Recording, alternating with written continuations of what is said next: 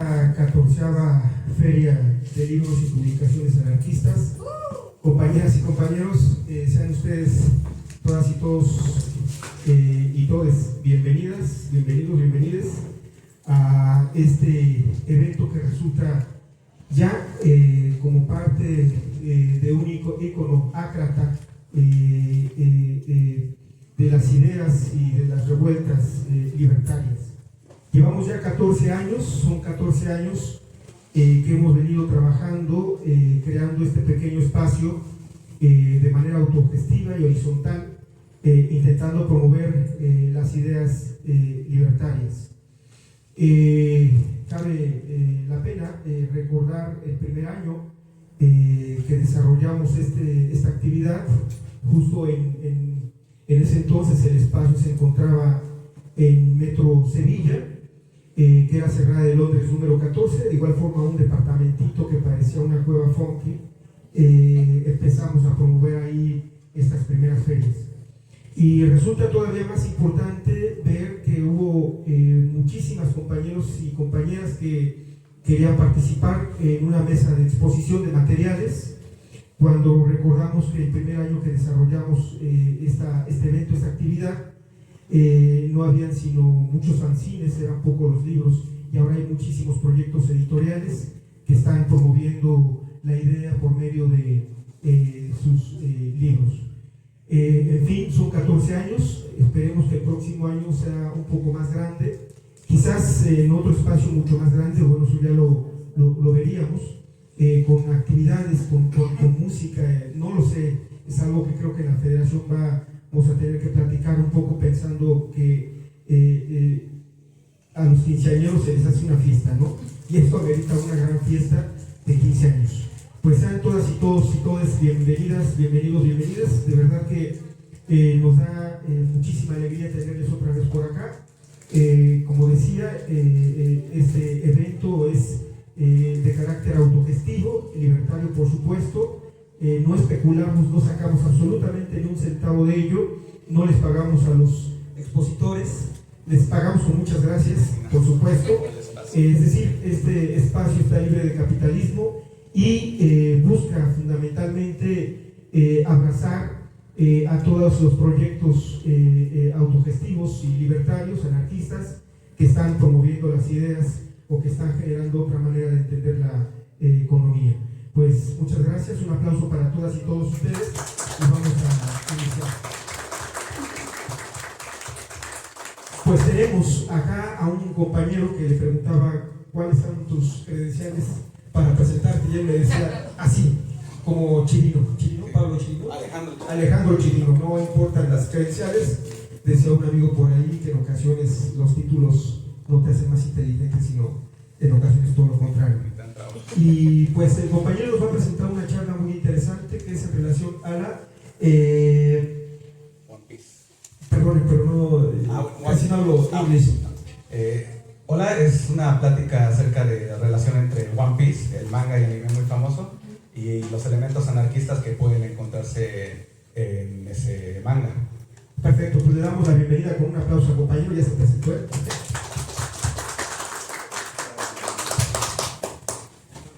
Buenos días, muchas gracias por asistir. Primero que nada quiero pedir a la federación que para el 15 aniversario pues yo sea uno de los chambelanes, si se puede. En segundo lugar, bueno, yo pagaría, más bien, no necesitan pagarme, yo pagaría por hablar de One Piece en frente de un público. De hecho, esta plática tiene como 30, 40 minutos de duración, es lo que me tuvieron la generosidad de otorgarme. Yo podría hablar 5 horas seguidas en un frenesí anarco-otaku del cual los organizadores, para librarse de mí, tendrían que olvidar sus principios anarquistas y llamar a la policía para que me retirara del recinto. Pero eso no va a pasar, me voy a contener. Y bueno, primero que nada quiero decir que no voy a hablar de los aspectos temáticos como más obvios de One Piece, que son afines a una visión anárquica. O sea, cualquiera que lea el manga o el anime se dará cuenta de inmediato de que la lucha por la libertad y contra la opresión vertebra toda la obra. No nos sorprende que una guerrilla anarquista tenga cierto protagonismo en la obra, el ejército revolucionario. Y en sus apariciones resulta evidente que One Piece es afín a principios anarquistas, como la autodeterminación de los pueblos, la autoliberación de las divergencias y la abolición del Estado. Pero como el tiempo apremia, no me concentraré en esos aspectos obvios, sino que tocaré 3 temas en particular que, a mi ver, ofrecen pautas para una lectura de One Piece desde el anarquismo. Es decir, no propongo aquí que One Piece sea un manga anarquista, porque eso sería rebajarlo al nivel del panfleto. Es una obra literaria y explora temas, sale a explorar temas sin una posición precisa, pero eso es lo que lo hace valioso, creo yo. Estos temas a los que voy a tratar son el elogio de la piratería como vida anárquica, el cuestionamiento de la noción de justicia como valor político y la centralidad de la historia y de la geografía en los procesos de liberación o como medios para la liberación. El elogio de la piratería. La piratería no es solo un pasatiempo o una actividad recreativa. Bueno, también debo decir que ayer me terminé de escribir todo este texto, entonces no voy a improvisar mucho, sino que más bien voy a leerlo. La piratería no es solo un pasatiempo o una actividad recreativa, es una apuesta total, es una forma de vida. Una forma de vida que equivale a la libertad, según el propio Luffy, el protagonista, que se dirige hacia la libertad. Pero también puede ser una forma de vida en contra de la libertad. Constantemente se nos presenta la piratería como una actividad cruel, a los piratas como corsarios que saquean y matan, que someten y dominan a quienes no pueden defenderse. La piratería guarda en sí estas 2 posibilidades vitales, pero a lo largo del manga es patente que la vertiente que tiende a vencer es la de la piratería como forma de vida libertaria, a veces incluso a pesar de los propios deseos de los piratas. Pero no es solo en el mundo del manga que la piratería tiene estos matices. Es conocida la historia de Libertalia, el legendario asentamiento pirata en Madagascar a finales del siglo XVII e inicios del XVIII, en el que piratas de Europa, Asia y África y la Confederación Betsimisaraka, nativa de la isla, formaron una sociedad anárquica. A este respecto, el libro póstumo de David Graeber, Ilustración Pirata, es una buena referencia. Además de hablar sobre Libertalia, Graeber expone la política libertaria dentro de los barcos pirata, bastante más democrática y horizontal que en la Europa de la época, al mismo tiempo que no intenta salvar los aspectos más turbios de la vida piratesca. Traigo a colación el libro de Graeber porque también habla sobre la figura de los reyes pirata en Libertalia. Reyes de juego, reyes que en realidad no eran reyes, pero que se presentaban como tal para burlarse de las comitivas oficiales europeas que llegaban a la isla, o que estas comitivas proyectaban ese rango en estos piratas. En One Piece, la figura del rey pirata es algo ambigua, e incluso cabe mencionar algo aquí sobre la traducción. En japonés se dice Kaizo Kuo. Kaizo Kuo no es rey de los piratas, es rey pirata. Y esta conexión del posesivo que no aparezca ahí, creo que es importante tenerla en cuenta. Bueno, el rey pirata es una figura ambigua.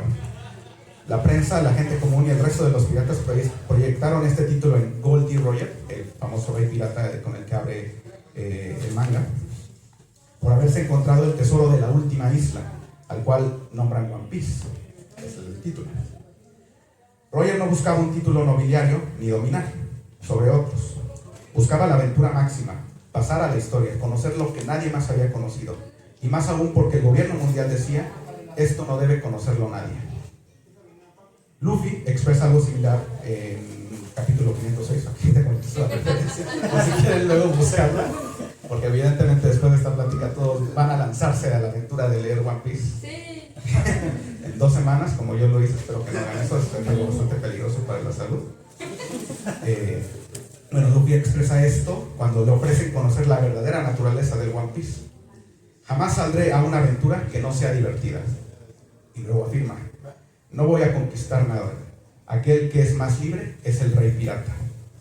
El rey pirata es un rey que no reina, que no conquista, que no domina. Los piratas son personas libres. El rey pirata es la persona más libre. Luego, la búsqueda del One Piece es la búsqueda de la liberación, de la vida libre, del cumplimiento de los sueños. Y fue la audacia de Roger de querer descubrir lo que nadie sabía, de ir en contra de toda autoridad, la que impulsó a toda una generación a ir más allá. Pero un pirata no deja de ser un pirata. La opinión común, nacida a partir de las experiencias compartidas de quienes sufren la piratería, es decir, los civiles en el mundo de One Piece, es que los piratas son malignos, destructores, asesinos y devastadores. Al inicio, las personas suelen desconfiar de los piratas del sombrero de paja, que es la tripulación de Luffy. Pero ellos nunca pretenden convencerlos de su bondad. Como dice Luffy frente a los hombres pez, los Gyojin, es una raza dentro del mundo de One Piece. ¿Somos amigos o enemigos? Eso decidan ustedes. Y en varias ocasiones, después de derrocar al tirano de una isla, la población tilda de héroes a los piratas del sombrero de paja. Pero ellos resisten y rechazan el trato de héroes. Porque hay una diferencia entre un héroe y un pirata. Para esto, durante el arco de la isla de los hombres pez, Luffy y Zoro, o el segundo al mando de la tripulación, utilizan la parábola de la carne y el alcohol, lo que yo llamo la parábola de la carne y el alcohol. Un héroe es alguien que comparte su carne y su alcohol, pero un pirata es quien quiere toda la carne y todo el alcohol para sí mismo. El héroe es altruista, el pirata es egoísta. Sin embargo, los festines son parte esencial de la vida pirata, en especial después de haber logrado una gran hazaña. Un festín es un evento donde todos tienen de comer y de beber, donde cada quien come toda la carne y bebe todo el alcohol que quiera, y no lo comparte con nadie, porque a nadie le falta nada. Es una especie de economía del regalo, del lujo. En cierto sentido, los festines son una forma de egoísmo altruista, o mejor, de egoísmo mutuo, una noción que guarda cierta afinidad con el pensamiento de Max Stirner. En realidad, los sombreros de paja siempre están haciendo de piratas malos. Esto parece una tautología, pero en un momento lo explico. Otra pirata, que en capítulos posteriores adquiere una importancia habitual, Jules Riboni, establece bien qué es lo que debe hacer un pirata, aunque con salvedades, porque son piratas malos. No son piratas virtuosos, digamos, en el sentido de la arete griega, que van y cumplen la máxima de ser los mejores piratas. No son piratas que hacen de malos piratas. Ella dice: estas son las reglas de hierro para ser como un pirata. Saqueen lo que quieran de los tipos malos. No ayuden a otras personas, a menos que lo necesiten. Los buenos piratas no ayudan a otros, pero los sombreros de paja se la pasan haciendo eso. Pero, a diferencia de los héroes, no ayudan a otros como caridad, como dádiva. Luffy solo ayuda a quienes se lo piden, y solo hasta el punto en que estas personas puedan liberarse a sí mismas. Elimina las estructuras de dominación para que las personas se liberen a sí mismas, o si no las estructuras, al menos a los tiranos que los dominan. Luffy no actúa por caridad, sino por apoyo mutuo. Normalmente es porque una persona local comparte su comida con Luffy, a pesar de que ella misma apenas tiene que comer, lo que le impulsa a Luffy a devolver el favor derrotando al causante de la falta de comida y la opresión en la isla. La comida, o más bien el acto de compartir la comida, es un motor central en la trama de One Piece. Podría decirse que alrededor de la cuestión de la autonomía alimentaria gira la trama ética central. Ahora, en el capítulo 1449, porque efectivamente tiene más de 1000 capítulos, titulado El mundo al que se debe aspirar, Kaido, uno de los 4 emperadores pirata, un déspota que cree únicamente en la supremacía del más fuerte y en la guerra, increpa a Luffy sobre el tipo de mundo que él puede crear. Y Luffy le responde: un mundo donde mis amigos puedan comer tanto como quieran. Aquí se ejemplifica muy bien el conflicto entre la ética y la política en One Piece. A Luffy no le interesa en lo más mínimo la política, ni la geopolítica, ni los gobernantes, ni nada que no sean sus amigos y su sueño. Tan grande es su poder destituyente que cometió uno de los grandes tabúes. Golpeó a un Tenryubito, un dragón celestial. La aristocracia en la cima de la pirámide política, que se llaman a sí mismos dioses, y que pueden hacer absolutamente todo lo que quieran sin repercusiones. De hecho, ellos tienen esclavos, pueden matar a quien quieran. Es una cosa bastante terrible cada vez que salen estos sujetos. Por cierto, que los dragones celestiales me recuerdan a lo que dice Malatesta en La anarquía, ese panfleto famoso, de que la libertad absoluta metafísica implica necesariamente el sometimiento de los otros, algo que también se ejemplifica en las novelas del Marqués de Sade. La libertad es necesariamente social, mutua. En palabras de Bakunin, yo no soy libre hasta que todos los otros lo sean. Luffy, pues, no actúa políticamente, sino éticamente, en el trato interpersonal, en lo que para él es lo correcto, pero que inevitablemente tiene consecuencias políticas que él mismo no prevé. En la tradición de la filosofía política occidental se parte de que hay separación entre ética y política, y lo que una permite, la otra prohíbe. Pero en la teoría anarquista esta distinción parece borrosa y la ética se disuelve en lo político, del mismo modo que la política deviene en ética. Detenernos más en este asunto solo nos llevaría más tiempo, pero es interesante tener en mente cómo en One Piece el acto ético solidario deviene en acto político revolucionario. Finalmente, es importante hablar sobre la distinción entre libertad y liberación.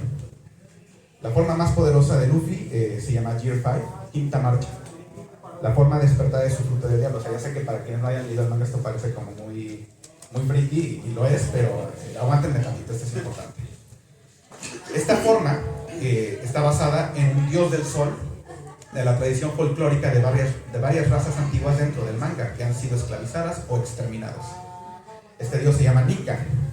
Es un dios que dispersa la tristeza de las personas con su danza rítmica y su alegría, provocando risas en todos los que lo ven. El poder de Nika también fue utilizado por el primer pirata de la historia, un hombre llamado Joy Boy. Y esto de Joy Boy es un nombre que Oda, el autor de la obra, toma de una figura mítica de África Occidental, traída al Caribe por hombres y mujeres traficados como esclavos. Nika, al igual que el Joy Boy real, es un dios de los esclavos, es un dios de la liberación. En esta forma, el corazón de Luffy late como los tambores de la liberación, así es la frase que usan y por eso es que ya me hacía esta plática. Y él mismo dice que es su forma cuando es más libre. Se dice que es el poder más ridículo de todos porque puede modificar la realidad a su gusto. Es un poder que hace que las cosas tengan las propiedades del hule. Creo que es importante detenernos en esta distinción entre libertad y liberación. En japonés, la palabra que se utiliza es kaiho, liberación, pero no se utiliza la palabra jiu, que es libertad. La liberación es un proceso, indica un acto voluntario. Uno se libera de un estado de opresión. Indica además un acto autónomo, no mediado, espontáneo. Mientras que libertad sugiere más bien una abstracción, un estado de hecho, sí, pero un estado que no necesariamente existe en la realidad. Hablar de libertad cuando aún existe opresión es hablar de quimeras. Es importante que Luffy, Joy Boy y Nika representen la liberación y no la libertad, porque nuevamente uno no es libre hasta que todos lo seamos. No puede haber libertad mientras aún se requiera liberación. Y como dice otro personaje, un científico central en la trama, aquellos que se rehúsan absolutamente a ser reprimidos son quienes, sorpresivamente, están más cerca de la verdad del mundo. Eso por el lado de la ética. Yo sé que me he extendido un poco en este tema, pero ya casi termino. Solo por el lado de la ética. Pero ¿qué hay de la política que sí ocurre en One Piece? Está evidentemente la oligarquía teocrática de la que hablé, los dragones celestiales. Pero ¿qué pasa con los reyes de cada isla? Porque claro, cada isla tiene su propio rey, es un sistema monárquico. Hay reyes buenos y hay reyes malos. Incluso el ejército revolucionario, los anarquistas de One Piece, han dicho que su lucha no es contra los reyes de las islas, sino que contra los que están arriba de ellos, contra los dragones celestiales y el gobierno mundial. Pero Oda, el autor, no aboga por una monarquía ilustrada como el mejor sistema de gobierno, y tampoco es tan ingenuo como para establecer una dicotomía moral en la política entre los buenos y los malos, ni para decir que el problema no son las estructuras jerárquicas de poder, las instituciones, sino los individuos dentro de ellas. De nuevo aquí reitero lo que One Piece es una obra literaria, no un panfleto político. Explora los temas que le importan desde todos los ángulos, y lo que se descubre es que más allá de las minucias sobre qué tipo de organización social es la mejor, la crítica que realiza es a la concentración de poder y a la acumulación de riqueza dentro de una jerarquía social rígida. Presenta pues una crítica a la dominación. Por eso el problema radical no son los gobiernos locales de cada isla, cuyas tiranías finalmente se resuelven en democracia una vez que se ha retirado el tirano, como si ese fuese el gobierno al que tienden las personas cuando no están sometidas, que en realidad es así en la vida real. El problema en realidad es el gobierno mundial, que es imperialista y teocrático, que controla e impone su poder a todas las islas. Una lectura sistemática del manga revela que se enfatizan más los actos revolucionarios y la autonomía, la horizontalidad y la democracia como poder del pueblo que el mero reformismo. Entonces, a la pregunta, ¿por qué en One Piece hay reyes buenos cuando es un manga que seguía por principios libertarios tan afines al anarquismo? Yo respondo, porque One Piece es ante todo un cuento de hadas. Creo que sería interesante leer One Piece como uno lee un cuento de hadas, donde érase una vez es la manera en que comienza esa historia. El mundo es infinitamente amplio y misterioso, está abierto a la exploración y al descubrimiento. Los dioses existen, como Nika, el dios del sol, Pero no son esos dioses de carne y hueso que dominan y aniquilan toda la vida que no sea la suya. Efectivamente, One Piece escapa de toda ironía, no es una tragedia. Luffy, el héroe, es siempre él mismo. Ha llegado a ser el que es, como dice Píndaro. El principio de la tragedia ática es: quien más fuertemente huye de su destino es quien más puntualmente lo cumple. Pero Luffy no escapa de él. Es más, ni le importa. Luffy hace lo que quiere y cumpliendo su destino propio es que cumple el destino del mundo. Y ahora, después de todo esto, vamos a pasar a la justicia, al concepto de justicia. En One Piece, la fuerza policial y militar la conforma la marina. Como es evidente, pues es un mundo lleno de islas, lleno de mar, pues esto va a estar la marina. Lo particular de estos soldados es que todos ellos llevan grabada en la parte trasera de sus uniformes la palabra Seigi, que en japonés significa justicia. La marina representa la justicia, pero ¿qué es eso de la justicia? Una definición tentativa preliminar afirma que la justicia es dar a cada uno lo que le corresponde.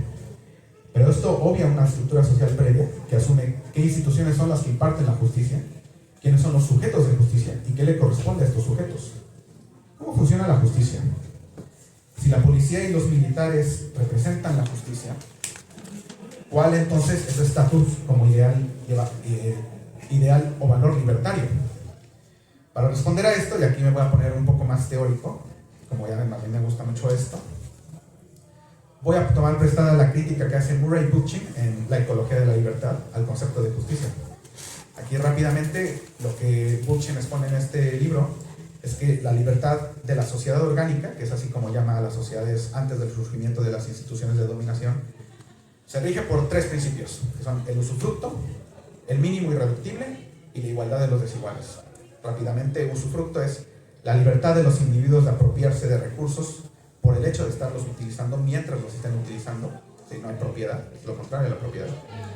El mínimo irreductible, que es la garantía de los medios materiales de la vida a los individuos en una comunidad, sin importar la cantidad de sus contribuciones productivas a la misma.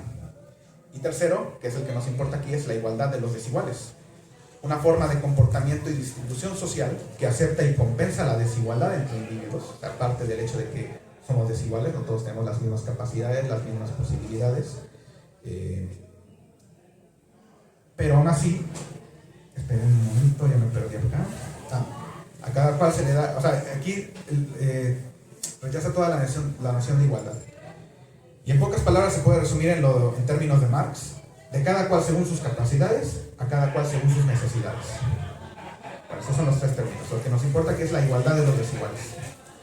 Lo que Bookchin argumenta es que con el advenimiento de formas sociales jerárquicas no basadas en el parentesco y con la economía comercial a mayor escala de la civilización temprana, la libertad de la sociedad orgánica se suplanta por la categoría de derecho, que sustituye la igualdad de los desiguales, que es cualitativa, que se basa en la compensación, por la desigualdad de los iguales, que es cuantitativa y que se basa en la equivalencia. Frente a la justicia expresada en la ley, todos somos iguales.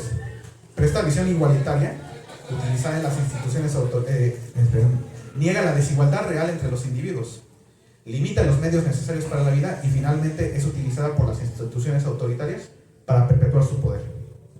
Ahora, regresando a One Piece, eso es Bookchin, sigue otra. La justicia de la marina sirve para este mismo propósito. Justificándose en la justicia que llevan a sus espaldas, la marina mantiene un sistema de clases rígido, aplastando la individualidad tanto de sus miembros como de los civiles y de los piratas. Y finalmente cumplen la misma función que la policía y los militares en el mundo real: eliminar a quienes catalogan como criminales, que son los parias de la sociedad básicamente, y proteger los intereses y la propiedad de la clase dominante. La crítica de la justicia en One Piece a veces cae en el reformismo, honestamente, como en el caso de estos marinos rebeldes, una organización que se llama SWORD, Espada, que intenta cambiar el sistema desde dentro, cuando una crítica anarquista parte del entendido que la institución policial es el problema, no son los individuos necesariamente los que lo componen, sino son algunas manzanas podridas las que son el problema, es todo el árbol. Y que esta institución se crea como un mecanismo de control y dominación sobre una población rebelde. De hecho, la Marina surge más o menos al mismo tiempo que el gobierno mundial en el manga, 800 años antes de la historia, nos vamos a meter mucho en esto. Encima, cada marino tiene una concepción distinta de la justicia, pero la más extrema es la del jefe de los marinos, el almirante de flota, Akainu, que cree en la justicia absoluta, la más despiadada y maniquea de todas, que cree en los buenos y en los malos, que busca la exterminación de todo el mal, tanto los piratas como en los marinos que cuestionan las acciones del gobierno. Por supuesto, la verdadera crítica a la justicia en One Piece se ejemplifica con los actos de la tripulación, de los piratas del sombrero de paja. Los piratas no actúan conforme a un sentido de la justicia, que establece una igualdad de los desiguales. Al contrario, se guían bajo el principio de la complementariedad, que también aparece en Bukshi. Cada individuo, cada personalidad, cada capacidad complementa a otra. Sí, hay un capitán, que es Luffy, y él es quien finalmente decide el camino a seguir. Pero la tripulación no está jerarquizada más allá de la toma de decisiones. Todos tienen una función esencial y el capitán solo no podría hacer nada sin el resto de la tripulación. Esto se establece muy temprano en el manga, durante la pelea con uno de los primeros jefes, vamos a llamarlos así, Arlong, un hombre pez, en el volumen 10, capítulo 90. Arlong reta a Luffy por la supuesta inferioridad de la especie humana, diciéndole que él solo, como humano, no puede hacer nada. Y Luffy le responde que tiene razón. Yo sé que no puedo vivir sin la ayuda de otros. No puede usar espadas, no puede navegar, ni cocinar, ni siquiera mentir, pero puede vencer a Arlong. Cada persona en la tripulación tiene una función que complementa a las otras.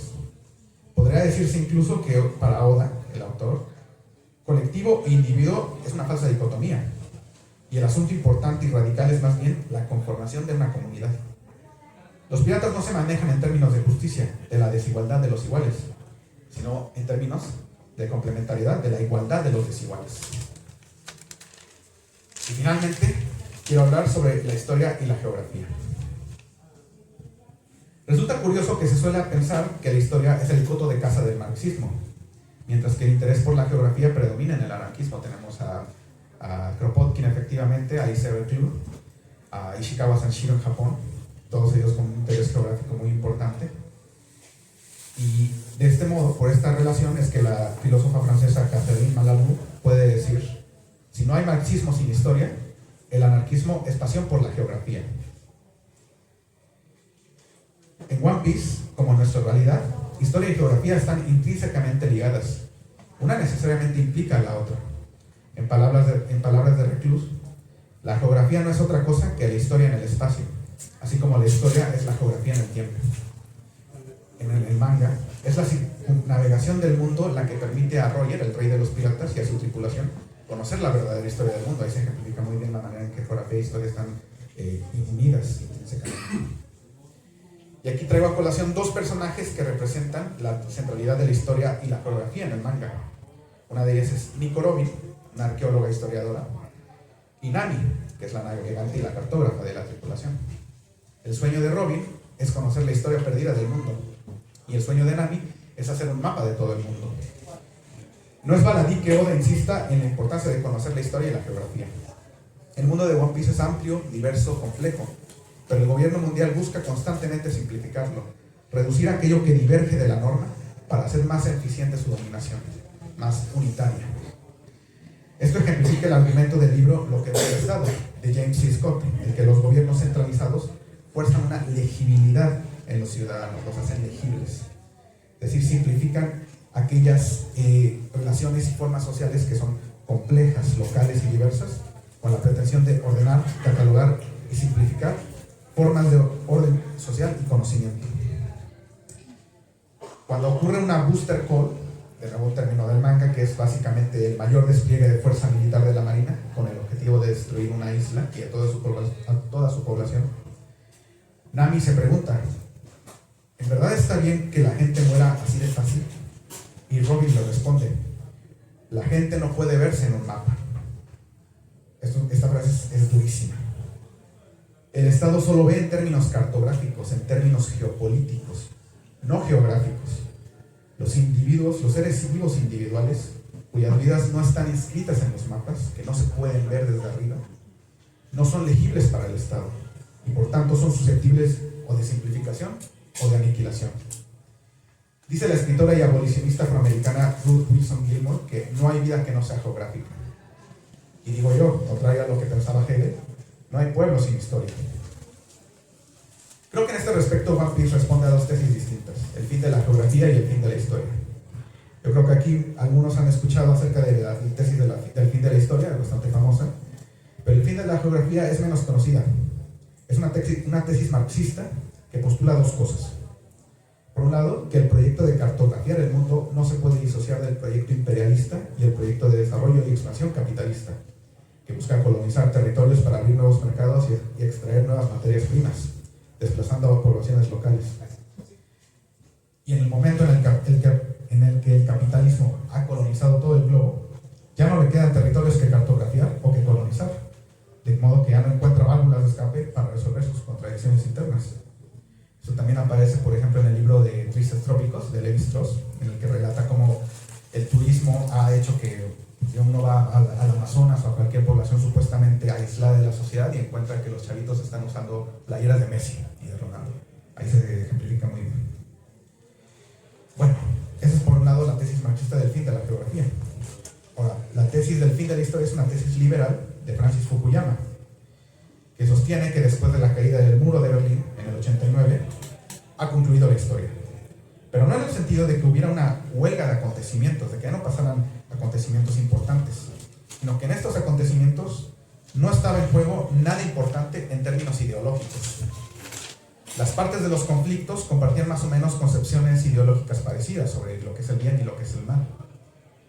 Frente a la lucha ideológica previa entre el bloque soviético y el así llamado mundo libre. Pero a partir del 89 lo que hay es una aceptación tácita de que el liberalismo es el límite insuperable de nuestro tiempo, que el futuro está asociado a la democracia liberal parlamentaria con desarrollo de economía de mercado. No significa que dejen de pasar cosas importantes, sino que esas cosas importantes no modifican el límite de expectativa ideológico, de lo que se considera bueno, justo, verdadero, malo. Eso por parte de la teoría. Vamos al mal. One Piece responde a estas dos tesis a través de los personajes de Nomi y de Robin. El gobierno mundial pretende poner un fin a la geografía, expandiendo su poder a todo el mundo, incluyendo las islas fuera de su jurisdicción. Pero ellos no han cartografiado todo el mundo. Todavía queda la última isla de la Gran Línea. O sea, a ver, explicar la geografía de One Piece es un poco complicado, no nos vamos a meter en eso.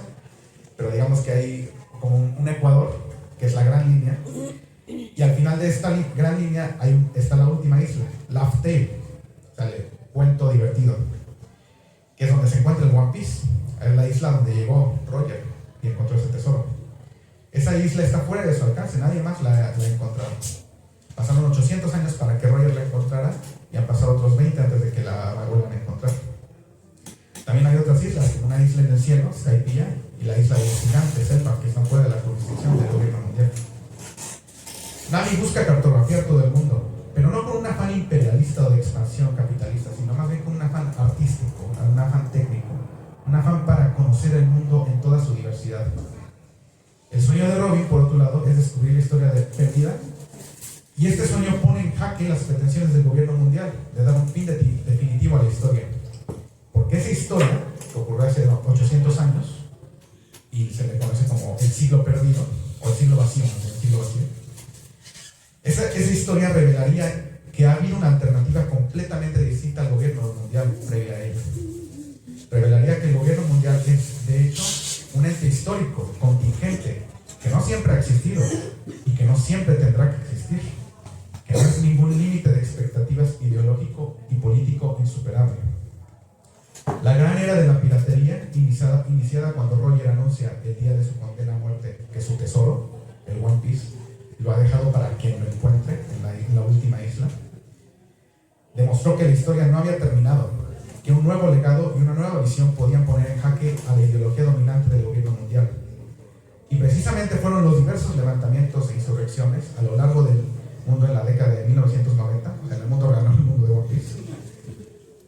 Esos levantamientos, como el levantamiento zapatista en el 94, o los que ocurrieron en Seattle en el 99, fueron esos levantamientos los que refutan la tesis de Fukuyama.